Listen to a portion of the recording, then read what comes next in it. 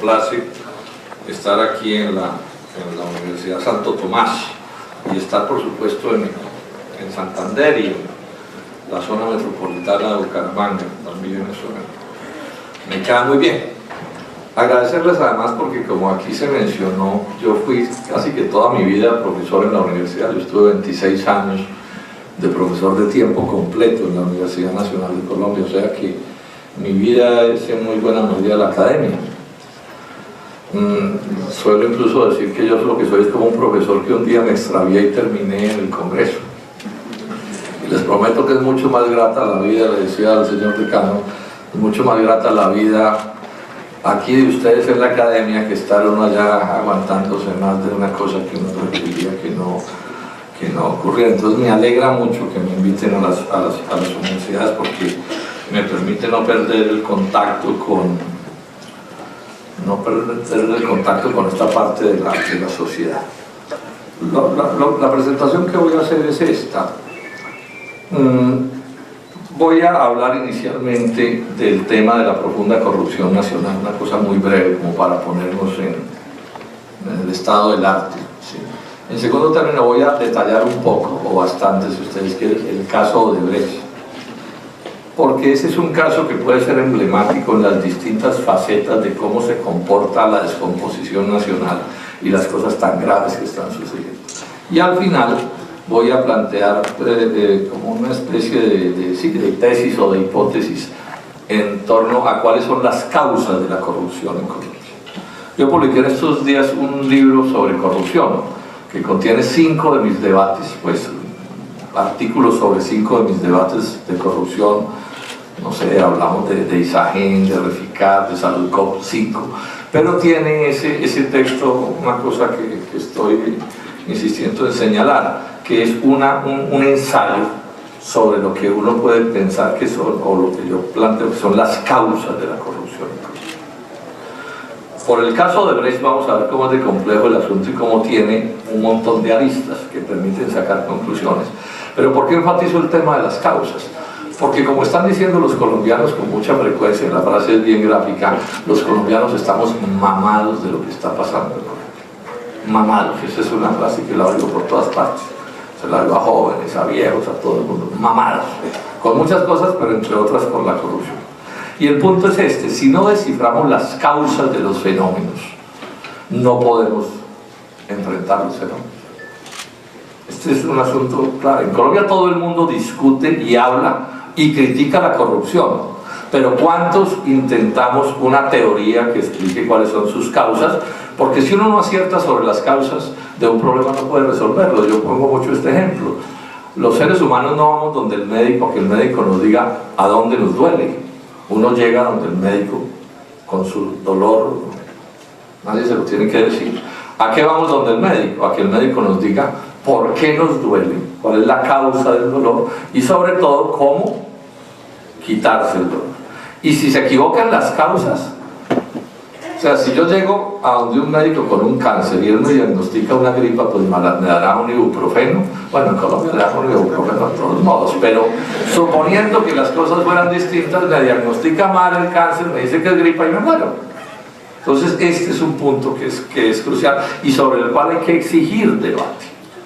Y hay muchas cosas que pueden decirse sobre esta. Yo voy a adelantar, a detallar un poco lo que a mi juicio es como el pecado original que explica la corrupción en Colombia. ¿Dónde empezó este desastre? Bueno, precisemos entonces lo primero, el grado de corrupción de Colombia. Hay un índice que se llama de competitividad global del Foro Económico Mundial.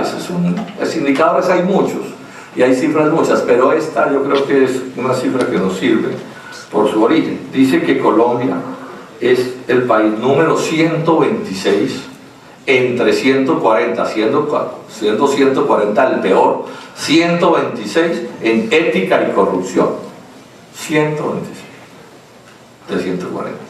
Y en desvío de fondos públicos somos 131 entre 140. En desvío de fondos públicos. O sea, ya casi tenemos la medalla de oro o de diamante, ya no hay quien nos compita en estos asuntos. Esto es o sea, estamos hablando entonces, en todas las sociedades hay corrupción. En Históricamente ha habido corrupción. El punto es si se sale de madre o no se sale de madre la corrupción. Y es evidente que aquí está salida de madre. O sea, aquí tenemos ya una corrupción que empieza a ser perfectamente autodestructiva, es decir, que ya tiene tales tasas, tales niveles, porque incluso hay quienes dicen con cinismo que, por ejemplo, en una economía de mercado la corrupción es como una especie de lubricante de la sociedad. Bien. Pero eso sí está, digamos, en ciertos niveles. Pero para recordar la figura del presidente de Colombia, aquí hace rato la corrupción se salió de sus justas proporciones, como digo, ese presidente que pasó a la historia con esa frase, hace mucho rato. Entonces este es un primer punto que hay que mirar, y estamos hablando, ojo, de corrupción en la política, de corrupción entre los servidores públicos y de corrupción en el sector privado. Es mentira decir que la corrupción solo se da en la política o en el sector público. Uno puede afirmar que por cada caco, por cada pillo en el Estado hay por lo menos un socio en el sector privado. Sobre eso nos han manipulado mucho en los últimos años. Aquí se tomaron 1000 medidas de privatización con el cuento de que es que lo público era corrupto y lo privado era honrado. Y los hechos nos demuestran que hay tanta corrupción en el sector privado como en el sector público. Nos echaron otro cuento, si es con extranjeros, la honradez. Los ladrones somos los colombianos, los extranjeros todos son un dechado de virtudes. Bueno, los hechos demuestran que tampoco es cierto. O sea que en el mundo de las transnacionales los niveles de corrupción son pasmosos. Yo ahora les voy a leer una cita, una frase de un autor norteamericano sobre qué es lo que pasa en el mundo de la corrupción, pues a escala global. Ojo, no estoy diciendo que cada servidor público, cada político, cada miembro del sector privado sea un corrupto. Tampoco estoy diciendo eso, no es verdad. Todo el mundo no es corrupto. Pero sí estoy diciendo que en esos tres sectores hay niveles de corrupción inmensos y que si no los atacamos en todas partes, aquí no va a pasar nada. Y vamos a ver cómo en el caso de Odebrecht es tan complicada esta relación y cómo entonces esto se empieza a llenar de conveniencias y de relaciones. Y al final lo que estamos viendo es que la impunidad, que es parte grave del problema de la corrupción, es la que termina prevaleciendo. Claro, la impunidad es como un lubricante también de la corrupción, porque pues, si la gente está segura que no pasa nada, ¿sí? O que si se roba, yo no sé, una suma astronómica y eso lo resuelve con 2 o 3 años de cárcel, si le da más los 5, pues la gente hace su cuenta y dice, no, pues eso me sale muy barato, no sé, a 1.000 millones de pesos el año de cárcel, pues eso está bueno el negocio. O sea, hay todo un problema aquí extremadamente grave. Enfatizo en la gravedad del asunto. Todos los sectores están permeados. Es más, inclusive la sociedad en su descomposición se ha ido volviendo súper tolerante con la corrupción. Inclusive formas de corrupción que, si se quiere, son, entre comillas, menores, son parte de la normalidad de los asuntos de la vida del país. Y en esos ratos hasta acá terminamos cayendo todos, o muchos, ¿no? Entonces, el que se pasa un semáforo y entonces soborna al policía, y el policía que se deja sobornar. Son 1000 cosas de estas, pero bueno, estoy hablando que lo principal es la corrupción en la cúpula del poder. ¿Sí? Porque es el mensaje que se le manda a la sociedad. Bueno, ¿cómo es el caso de Odebrecht? ¿Cómo es el caso de Odebrecht? Primero, digamos, las cosas que están probadas ya, establecidas, porque hay algunas que están en investigación. Primera cosa que está probada, Odebrecht confesó ante la justicia norteamericana haber pagado sobornos por 788 millones de dólares en 12 países. O sea, esto ya es, digamos, un hecho.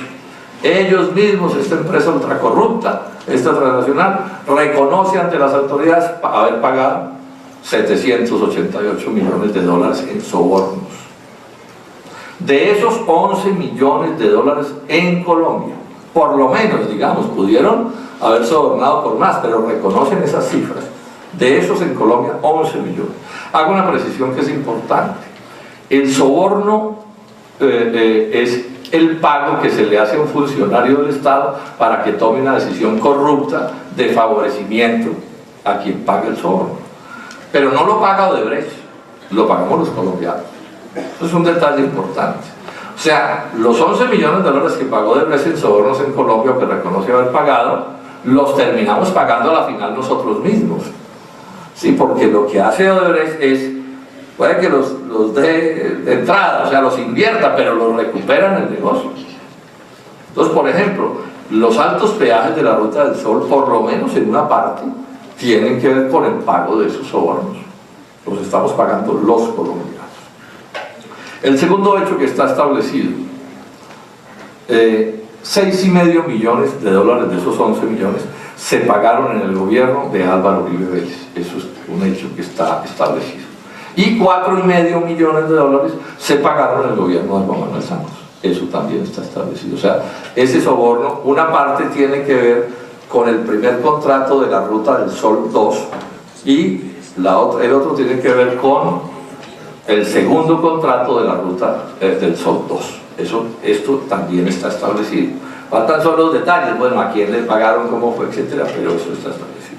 Y hay una tercera cosa que está por lo menos planteada, es que hay un señor en Brasil, que es un pillo de sus asociados de Odebrecht, el señor Duda Mendoza, que dice haberle transferido una plata a la campaña de Oscar Iván Zuluaga y de su vicepresidente Carlos Gómez Trujillo. Esa es una acusación que está hecha.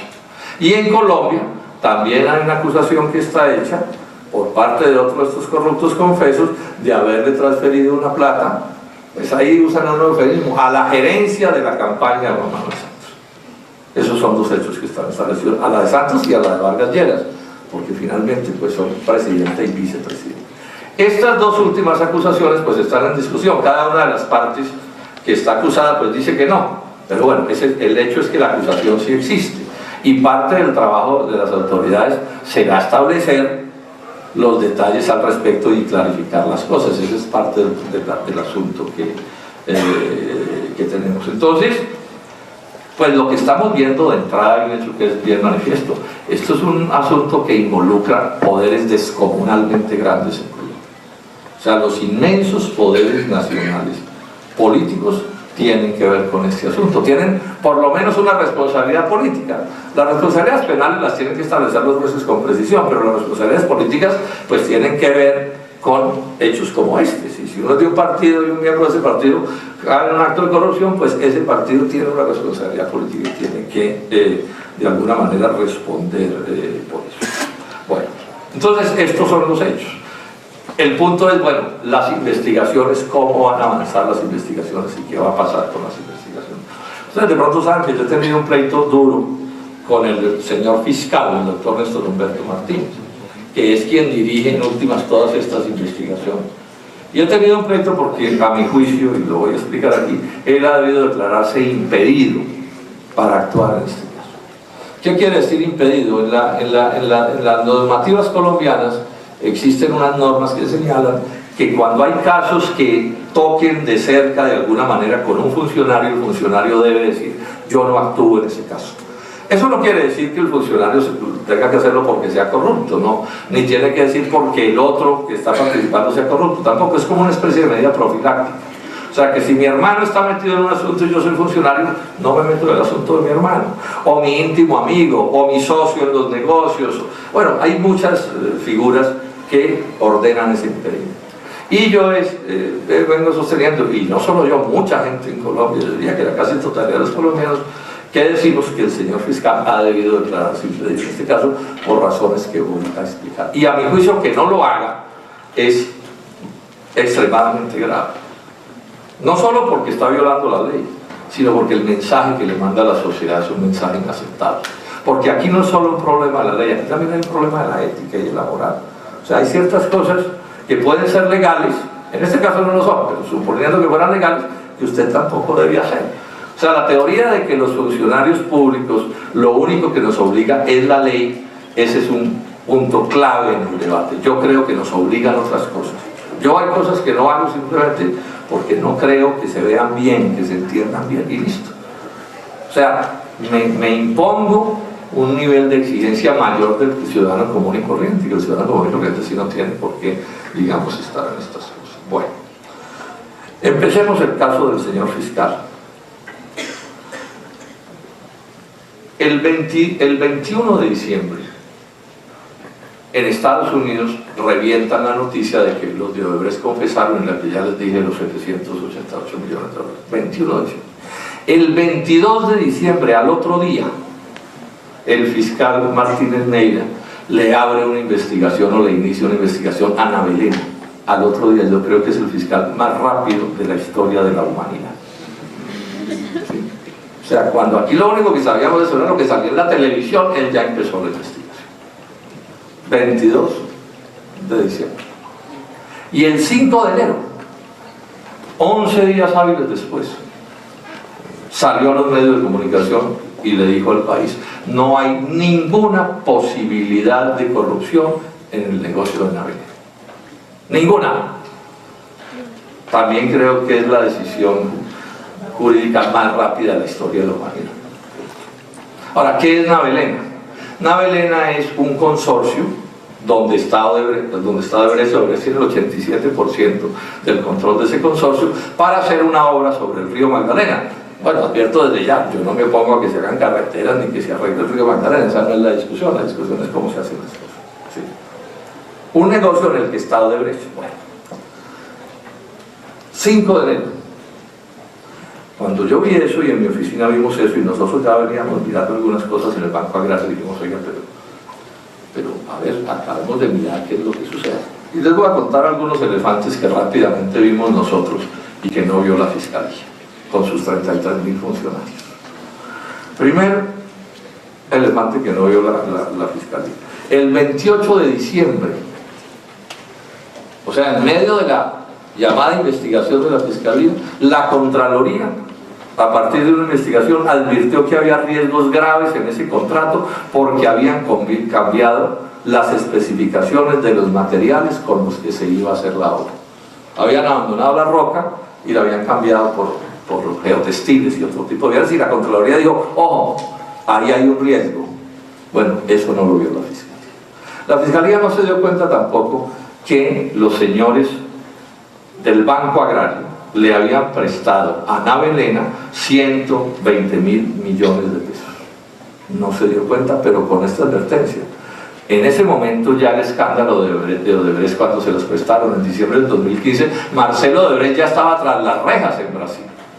Y aquí la Superintendencia de Sociedades había dicho que una de las firmas socias de Navelena, de Odebrecht, estaba quebrada y estaba en causal de disolución. O sea, una cosa que había ya una duda inmensa de qué estaba pasando con ese negocio, habida cuenta de los antecedentes de estos personajes. El 5 de enero, cuando el fiscal dijo: no hay ninguna posibilidad de corrupción en Navelena, hacía más de un mes estaba vencida esa deuda de los 120.000 millones. Pero, o sea, la deuda estaba en mora. Y estaba en mora con alto riesgo de perderse, porque la única, como está ahora, esa plata no la han pagado y se puede terminar perdiendo, porque la principal garantía de ese crédito era el cierre financiero, y el cierre financiero había fracasado y era obvio que no iba a haber cierre financiero. El cierre financiero es que un banco saliera a prestar la plata para pagar esa otra plata, y sin embargo la Fiscalía no se dio cuenta tampoco de eso que estaba ocurriendo.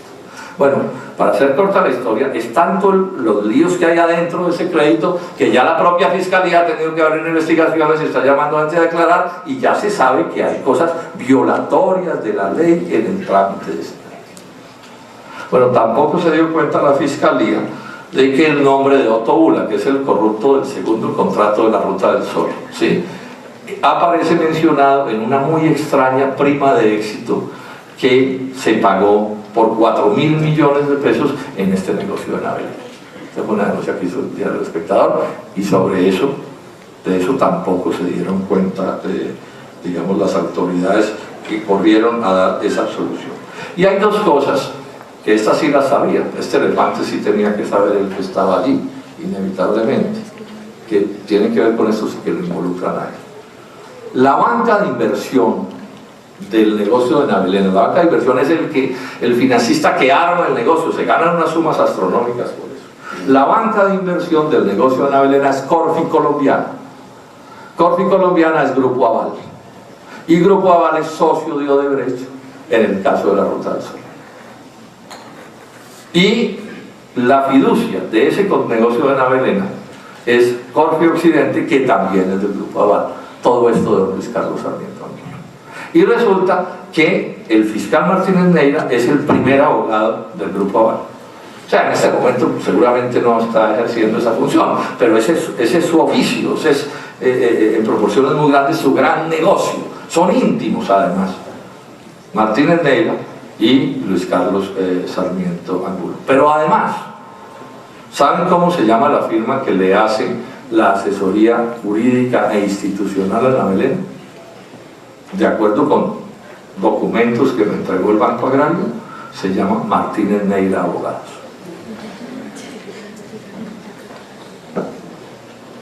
Entonces, lo menos que uno dice es, bueno, pero o sea, esto no tiene nada que ver, estas realidades que estoy mencionando no tienen nada que ver con esa curiosísima absolución luego de una profundísima investigación de 11 días. O sea, es el tipo de realidades que tenemos ahí. Él ha salido a intentar dar algunas explicaciones en relación con esto, ¿no? Entonces, que es que ya Martínez Neira Abogados no está haciendo eso, puede que no, pero el problema es que las inhabilidades se mantienen en el tiempo. Hay algunas que son muy taxativas, pero otras que no. Y la relación está ahí, porque esto es un problema en muy buena medida de un debate político. O sea, ¿qué es lo que está sucediendo? Y yo repito la investigación de los 11 días hábiles. El otro gran punto de debate que hay en este asunto es el contrato, el segundo contrato de la Ruta del Sol. Bueno, el primero ya se sabe que fue con un soborno. Ya el viceministro del transporte del gobierno de Álvaro Uribe aceptó haber recibido $6,5 millones por ese primer contrato. El primer contrato se llama el Consorcio Ruta del Sol 2. Es una vía que va desde digamos, o sea, es una carretera, la Ruta del Sol es una carretera que va del centro de Colombia a la costa. Y tiene varios tramos, uno de esos tramos es el del que estamos hablando. Entonces es la ruta del Sol. Pero a ese contrato de la Ruta del Sol, que es un contrato sur-norte, le agregaron un contrato, otra vía oriente-occidente, que la llamamos la vía que da de Gamarra, ustedes son santanderianos, eso es cerquita todo aquí, a Ocaña. ¿Sí? O sea, entonces una va de norte a sur, que es la del primer contrato, que lo lograron con una licitación. Ahí hubo sobornos, pero por lo menos hubo licitación, digamos que cubrieron en parte las apariencias. Y el segundo contrato, el que es así, Ocaña-Gamarra, se asignó a dedo, sin licitación. Entonces aquí hay una discusión. El primero ya se sabe pues qué pasó, y en el segundo hay la discusión, bueno, si fue legal haber hecho esa adjudicación sin licitación, y los que actuaron en ella actuaron respetando o sin respetar la ley. Entonces, lo primero, violaron la ley todos los que aprobaron esa adenda que se llama, o ese otro sí al contrato, porque la ley no permite ampliar contratos sin licitación en el caso de esto que se conoce con el nombre de corredores viales. Es un poco técnico, pero no es difícil de entender. ¿Qué es lo que dice la ley? Que si usted hace el contrato en la Ruta del Sol 2 de este tramo a este tramo, usted se lo gana con una licitación. Y podría suceder que ese contrato se ampliara en parte sin licitación, pero siempre y cuando sea un contrato dentro de la ruta, dentro del corredor vial. O sea, es perfectamente clara la ley 1150, dice que respecto de concesiones viales, esa adición deberá referirse al mismo corredor vial. Al mismo corredor vial. Ahora, si usted mira un corredor vial que es norte-sur y usted lo atraviesa por un oriente-occidente, ya empieza usted a decir, bueno, ese sí es el mismo corredor vial. Pero más grave aún, la ley dice que tiene que ser dentro del mismo corredor vial. Pero hay una sentencia de la Corte Constitucional que dice esto: el corredor vial es el que une dos puntos geográficos delimitados, dos, no cuatro. O sea, más claro es imposible. Dos es el punto sur y el punto norte. Entonces, dentro de eso puede hacerse, digamos, agregados a la contratación, por ejemplo, un puente nuevo o alguna cosa de este corte, sin necesidad de licitación. Pero cuando yo atravieso y creo otros dos puntos, son 4 puntos en el contrato, y lo que dice la Corte Constitucional es que un corredor vial une 2 puntos. O sea, todos quienes actuaron en esa decisión violaron la ley. Y eso incluye a todo el Consejo de Ministros del presidente Juan Manuel Santos. A todos. ¿Por qué? Porque ese Consejo de Ministros, bueno, y al director de la ANI, a mucha más gente, porque ese Consejo de Ministros aprobó un COMPES sin el cual no se había podido aprobar ese contrato. Bueno, COMPES que aprobaron 7 meses después de definir el contrato. Pequeño detalle. Bueno, pero además hay otro punto de ilegalidad en esto. Se ha hablado bastante en el caso de las dos ministras, de la ministra Gina Parodi y del caso de la ministra Cecilia Álvarez, ¿sí? ¿Por qué? Porque resulta que un hermano de Gina Parodi tiene un puerto en Gamarra. O sea, es evidente que esa vía, Ocaña-Gamarra, sí, iba a favorecer ese puerto. Eso puede ser un genio para saber que le va a favorecer.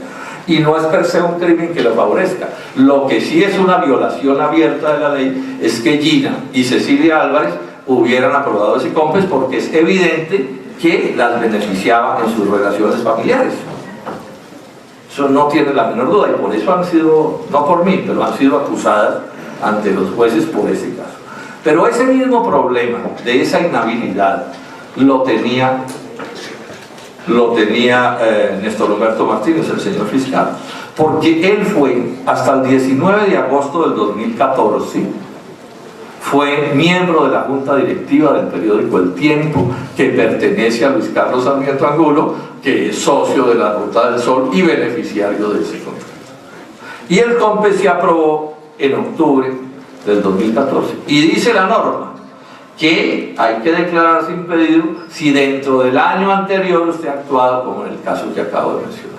O sea, para que esa decisión, esa participación de Martínez Neira hubiera sido legal, ha tenido que renunciar un año antes a ese cargo en la junta directiva del periódico El Tiempo, y renunció en agosto para una decisión de octubre. Luego ahí estamos en el caso del fiscal ante otra ilegalidad, otra violación a la ley, no en el momento de ser fiscal, sino cuando fue ministro del gobierno de Juan Manuel Santos. Recordemos que él fue primero ministro consejero de la presidencia de la República, y salió, estuvo en sus negocios particulares un tiempo y volvió a asumir el cargo de fiscal general de la nación. Estos son los hechos. Miren ustedes cuánta gente está terminando involucrada en todo este asunto, y todas estas son las cosas que el fiscal está investigando.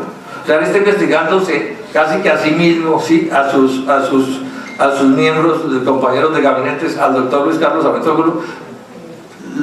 Insisto, la justicia tendrá que establecer las responsabilidades, pero las investigaciones, ¿quién las hace? Y aquí hay un punto que es importante en este asunto de las responsabilidades. Esta es una cosa que nadie ha aclarado, pero que alguien debería aclarar, la justicia. El problema es si lo van a aclarar. Odebrecht reconoce haber pagado 11 millones de dólares en el contrato de la Ruta del Sol. Y en ese contrato, el 33% pertenece a el Grupo Aval, a Corfi Colombiana, a Luis Carlos Sarmiento. Entonces aquí hay una pregunta que todo el mundo se está haciendo. ¿Odebrecht pagó ese soborno a las espaldas de sus socios? Yo no estoy haciendo una acusación, estoy haciendo una pregunta. O sea, porque en las utilidades de ese soborno iban todos. O sea, el soborno y les dan el contrato. Y en la ganancia de ese contrato no va solo Odebrecht, sino que va Sarmiento Angulo y van los Huertas, que tienen un pedacito pequeño en ese negocio. Entonces aquí hay una pregunta que es obvia y que hay que investigar. ¿Los del Grupo Aval participaron en el soborno? ¿O los de Odebrecht los subsidiaron? No dejaría de ser una curiosidad, ¿no? ¿Sí? Entonces yo soy un pillo y a mi socio lo llevo en el negocio de mi pillería, pero lo llevo subsidiado. Bueno. Pero esas son cosas que hay que establecer y que no se han establecido con claridad. ¿Sí? Ahora, en ese negocio eso lo llaman el otro sí, el segundo tramo de la Ruta del Sol, el segundo contrato de la Ruta del Sol 2, porque hay otros pedazos de Ruta del Sol.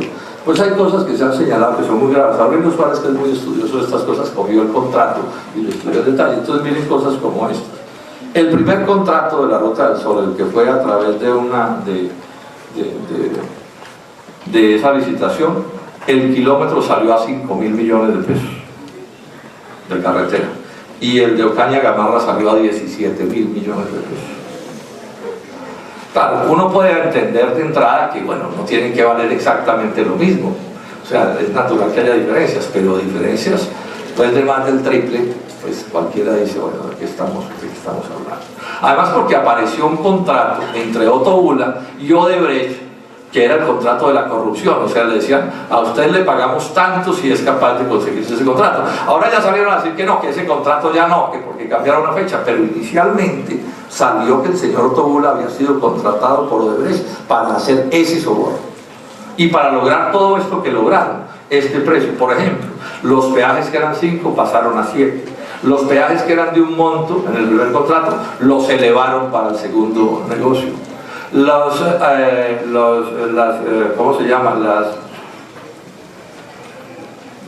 Unos dineros, las vigencias futuras que estaban a una fecha, las adelantaron, o sea, fueron una serie de garantías que es lo que seguramente Bula consiguió en beneficio de Odebrecht y por lo que le pagaron. Todo eso en condiciones de hacer más gravoso para la nación este contrato.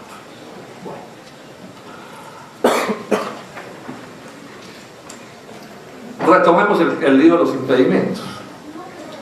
Ya por presiones nuestras, porque nosotros lo denunciamos y al fiscal le tocó aceptarlo, hubo un contrato entre Martínez Neira, abogados, y la concesionaria Ruta del Sol 2 para efecto de un contrato de estabilidad jurídica. O sea, ahí hay una cercanía contractual de negocios, de relaciones económicas entre la firma del fiscal y Odebrecht y Sarmiento Angulo para el efecto de este contrato. Eso a nuestro juicio genera un impedimento también, porque todas estas son las cosas que hay que investigar. Hay otra cifra que es muy elocuente, que es parte, pues no voy a entrar en todos los detalles para no hacerme muy largo, pero aquí lo que es importante es demostrar la cercanía, las relaciones, la proximidad entre el funcionario público y el que va a ser, digamos, tocado por sus decisiones. La presentación que voy a hacer es esta. Voy a hablar inicialmente del tema de la profunda corrupción nacional, una cosa muy breve como para ponernos en el estado del arte, ¿sí? En segundo término voy a detallar un poco, o bastante si ustedes quieren, el caso de Odebrecht, porque ese es un caso que puede ser emblemático en las distintas facetas de cómo se comporta la descomposición nacional y las cosas tan graves que están sucediendo. Y al final voy a plantear como una especie de tesis o de hipótesis en torno a cuáles son las causas de la corrupción en Colombia. Yo publiqué en estos días un libro sobre corrupción que contiene 5 de mis debates, pues artículos sobre 5 de mis debates de corrupción. No sé, hablamos de Isagen, de Reficar, de Saludcop, 5, pero tiene ese texto una cosa que estoy insistiendo en señalar, que es un ensayo sobre lo que uno puede pensar que son, o lo que yo planteo que son las causas de la corrupción. Por el caso de Odebrecht vamos a ver cómo es de complejo el asunto y cómo tiene un montón de aristas que permiten sacar conclusiones.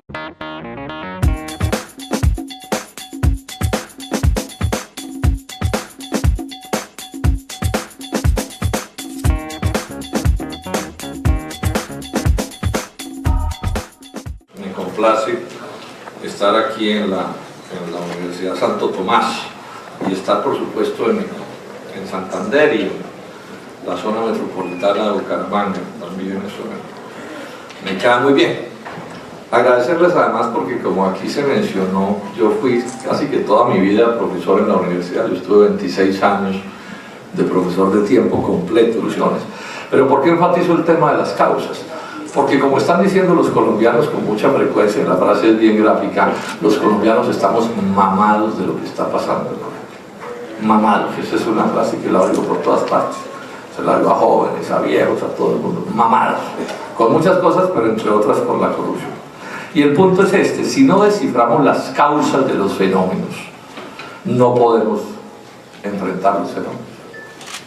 Este es un asunto claro. En Colombia todo el mundo discute y habla y critica la corrupción, pero ¿cuántos intentamos una teoría que explique cuáles son la Universidad Nacional de Colombia? O sea que mi vida es en muy buena medida la academia. Suelo incluso decir que yo lo que soy es como un profesor que un día me extravié y terminé en el Congreso.